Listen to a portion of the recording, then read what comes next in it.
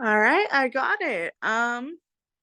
See, I'm Ambra and I'm an addict alcoholic. I am from Stockton, California, and my home group is bilingual group.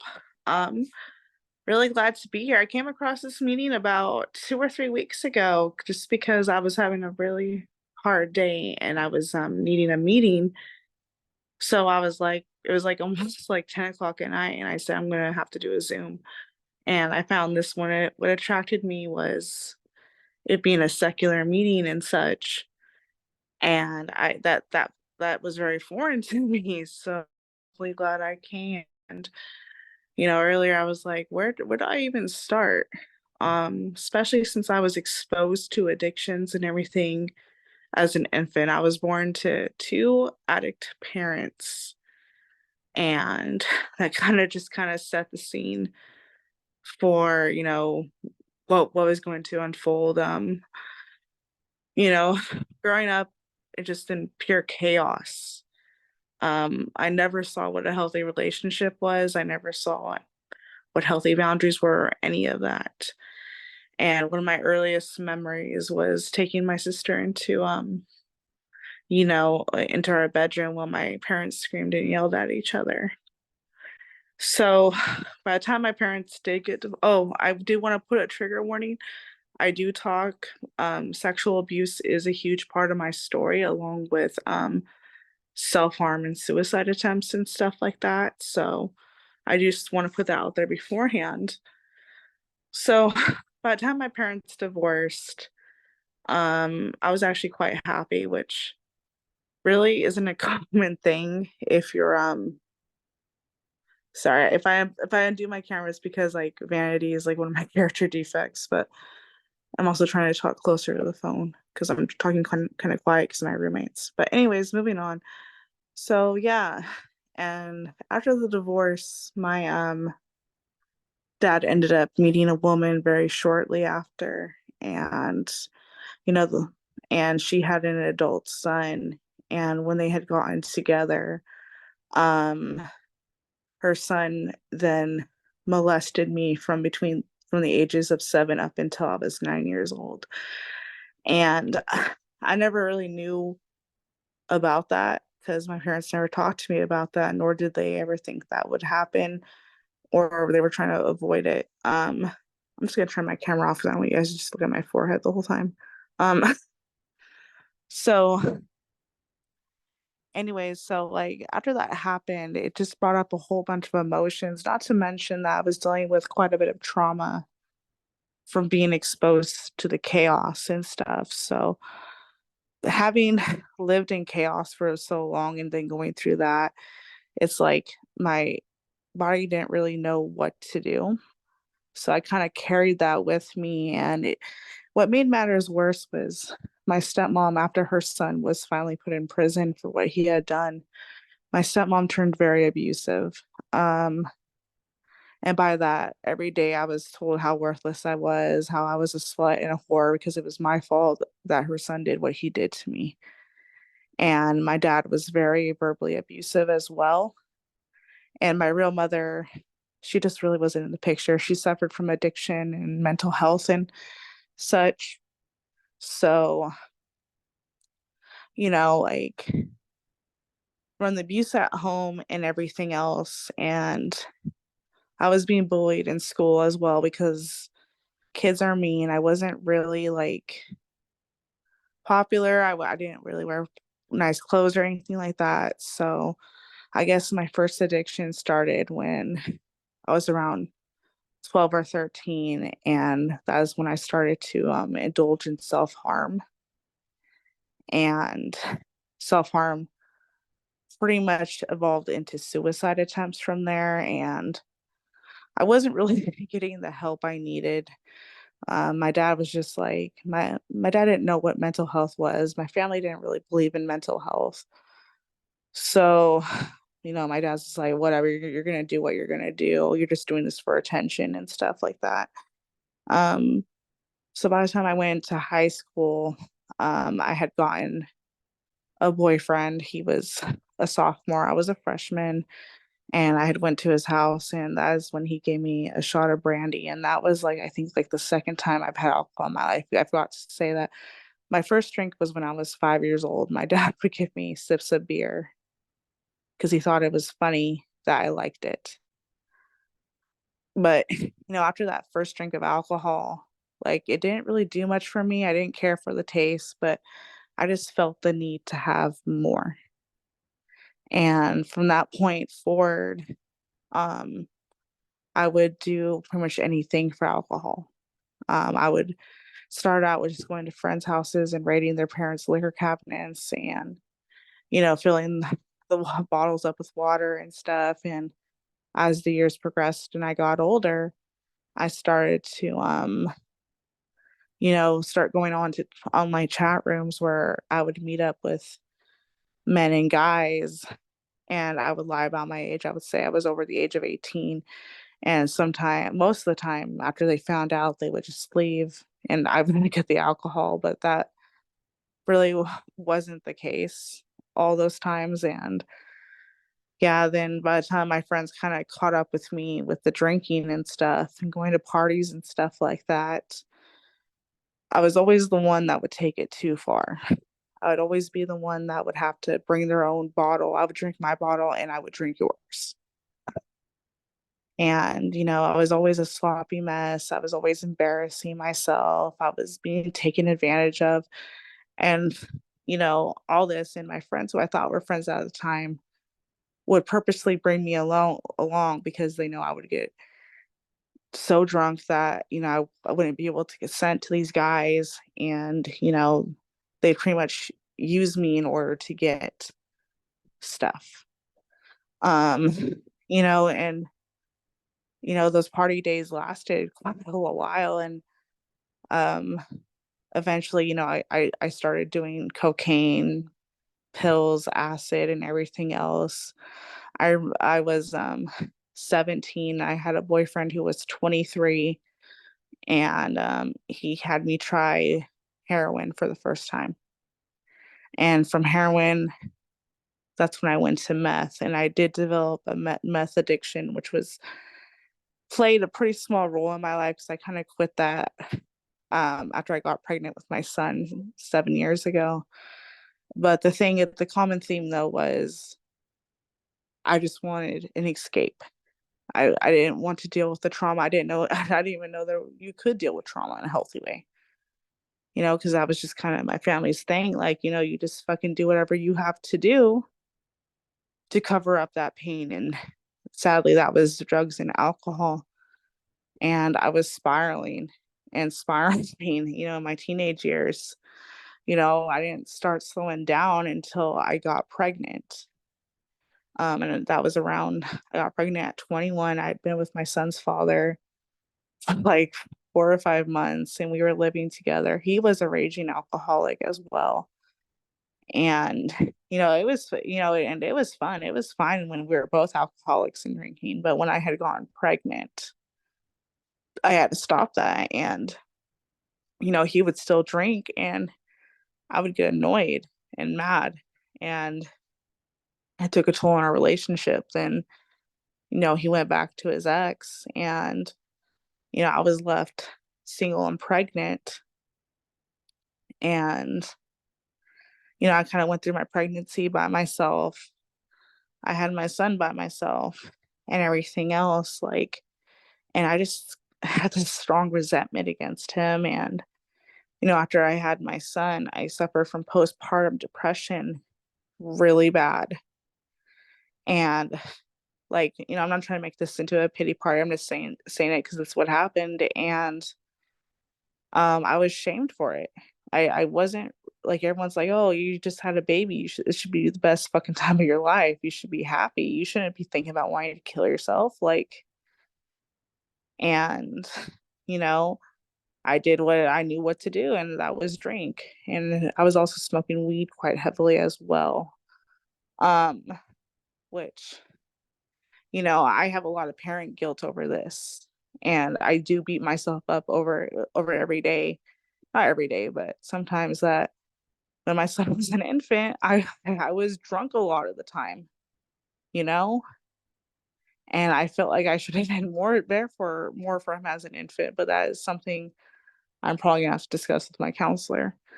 Um, so, my drinking kind of took off again. And we were living in a house, we were renting a room, and things happened. One roommate wasn't as responsible as he claimed to be, and soon we were evicted and from there I found myself homeless, living in hotels with an infant. And once again, no, not once again, because I was still drinking. So that's just what I knew what that's the only way I knew how to cope, because I didn't want to deal with the fact that, I was homeless.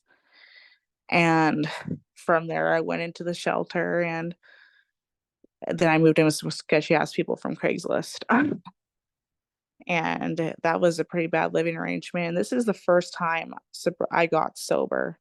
I did have previous little stunts in my teens where I would go to meetings and all that.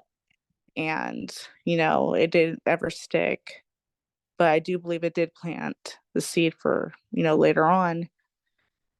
Um, so I went into a sober living house that had just opened in Stockton.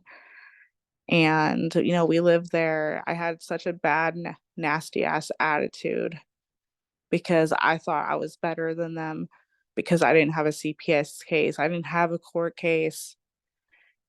And, just being egotistic and not wanting to admit that I had a problem. I said, oh, I'm just here because I had nowhere else to go and I could afford the rent. Um, but of course, that eventually led me to getting kicked out for like 2 weeks. Then they took me back, and I ended up getting kicked out like 3 months later. And out of desperation, I moved to Idaho, where I had met my ex. And I believe this is like my true rock bottom here. Um, sorry, I keep getting ahead of myself. um, so I moved in with him, and the relationship seemed almost too good to be true. He seemed to be caring, understanding, helpful, and all this stuff. Told me a bunch of stuff like, I'll take care of you and all that. And I had never had anyone take care of me before. So it was very appealing.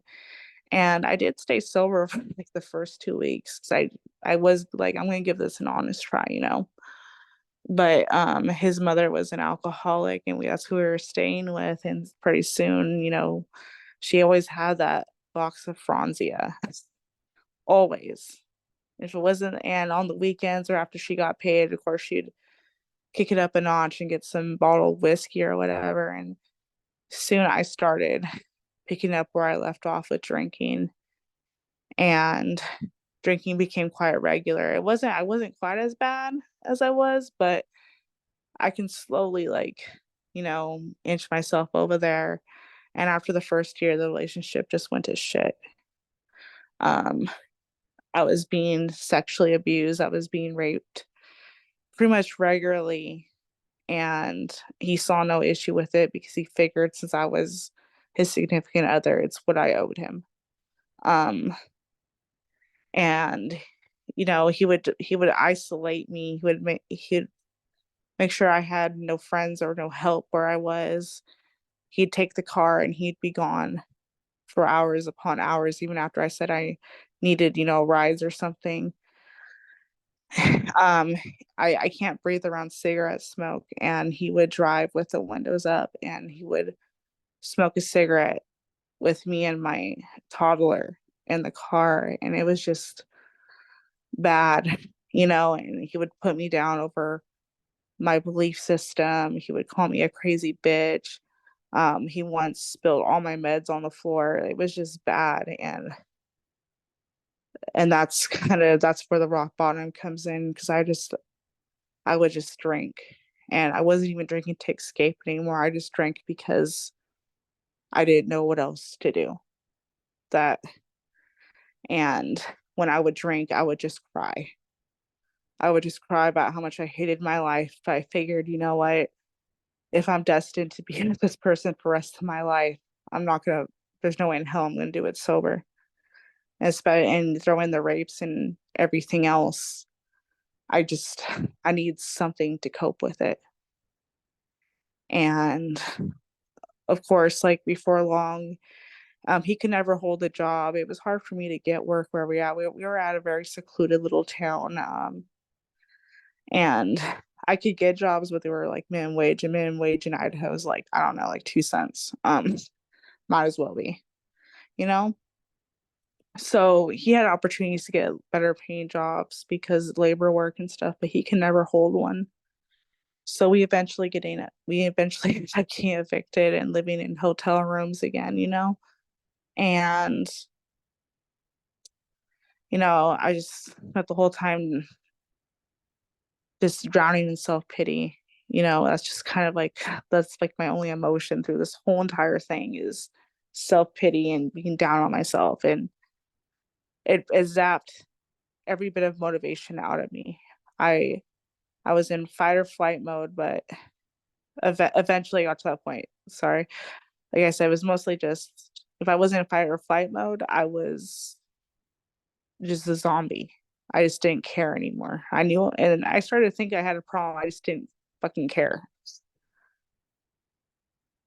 But then my friend, an old friend of mine from California, I've known him since high school. He messaged me. He's like, "You know what? Fuck it. I'm just gonna go get you myself." And we like came up with a plan because we were homeless anyways. So I said, I'm gonna go back to California a couple weeks. I'll be back, But we got back to California, and the people I was supposed to stay with that ended up going south real fast because they were old addict friends or whatever and tweakers, and I just couldn't have my son around it. And um so I ended up calling up that sober living that I got kicked out of twice. Um and it was like, "Hey, I'm here with my son. I need a place to stay." And they took me in, no questions asked. I think it's called white knuckling it. I think I've heard that term, or dry drunk. I've heard that term before. That's kind of what I was doing. I was kind of putting on a show, like, "Oh yeah, I'm gonna get sober." I had no intentions of being sober. I was gonna fucking pick up where I left off because I didn't know what else to fucking do at this point. I was very fearful. I hated men. Like, sorry if there's any men in here. These are past feelings that doesn't apply to now. I just had a strong hatred, and I was just filled with like this bitter energy, and I played it off like it's okay, like I was doing good, but I still had all this inner stuff going on. And well, like I ended up getting kicked out again because I thought it was a good idea to kiss and get romantically involved with another resident who was a female. And she threw me under the bus, or she tried to say I came on to her. And me being me, I'm like, no, actually, she came on to me and I consented. We're both to blame here. And well, she was being funded from the state. I was barely making it. I had just gotten a job. So, sober living's our business. So I ended up getting kicked out. And honestly, that is the best thing that ever happened to me. I'm very glad that Broad fucking did that because it ended up saving me. So I move into this sober living, the one I'm currently in, which the director is a man. And I kind of like I don't really know what I was doing. And they told me 3 meetings a week. And I was like, I can't do that. I work full time. They're like, well, you'll find a way. And there happened to be a little fellowship not too far from the house, about 5 minutes down. And I went there, and my first day there, a homeless man came in yelling and screaming, making a scene. And I was like, this place has free entertainment. I'm going to come back. And I kept coming back. And at the time, I had about 5 months. But like I said, I was a dry drunk. And to be a secretary over there, you have to have 6 months. And after a couple weeks, they asked me if I could do a secretaryship because they were desperate. And I said, sure, I can sit up behind a desk. Next thing you know, I'm covering meetings back to back. I got really into service. Whatever I needed to do, I did it. Um, so, and the more of service I was, the more present I was, the more the members acknowledged me. The member the members started praising me, which I never fucking experienced that before. I'm used to being called every name in the book and saying everything's my fucking fault and I'm a crazy bitch. Like no one's ever told me that I'm doing a good job. And that kind of just drew me in. And over time, I did grow a family there in the support system. And listening to the stories, it finally hit me like it's time. It's time to get sober. You don't have to live that way anymore. And it's just crazy because I think about everyone talks about like how they get sober because of something else. I got sober. I truly got sober because I was finally shown some compassion. I was finally shown some type of love and support. And that made me realize I don't need the alcohol. I don't need the drugs. I don't need to, give myself away sexually. Because at one point I did have to get into the adult entertainment business because I didn't know what else to do to make money. But I was kind of shown all that. And, my home group is a lot to thank for where I am now. They threw my son a huge birthday party last year. They threw me one last year. And like I said, I just kept getting involved. I kept being of service. And, I'm not perfect. I mean, far from it. I mean, I think about drinking or using at least once a day, it feels like. I'm not really drinking, not actually doing it, but, it does cross my mind. And like, if I were to suggest anything to a newcomer, it would be get a sponsor, even if it's a temporary one, like, because that's what I did. I got a temporary sponsor, and she was this little old lady, big into Christianity and such.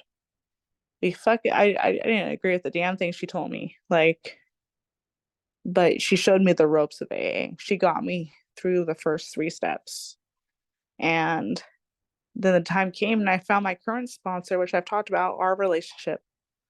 My current sponsor and I's relationship is amazing. She's the mother I never had. I'm not saying that's going to be every sponsor relationship, but that's just how my story played out and everything else. So, um, I kind of want to touch on the other, kind of the higher power thing and kind of what brought me to this group in particular is I love my home group. I really do. But I've butt heads with everyone over the higher power subject. Because I've always said I don't like using the words God. I don't like using the words He. I don't like using the words Him. I don't like using the words prayer. I don't like any of that. I have a higher power, but it's not, the typical one. But, you know, and though I have a higher power, I don't think recovery should just rely on the higher power. I do think a lot of it comes from self, you know? So that's why I'm so glad to have found this group, and thanks you guys for letting me share. It's probably kind of a shorter share. I'm probably gonna remember hella shit at like 2 in the morning that I should have said, but I think that kind of just covers it and says where I come from and who I am and such. Oh, and it's never too late that to get sober and all that. So I think I'll end it there for right now. Well, I think of more shit later, but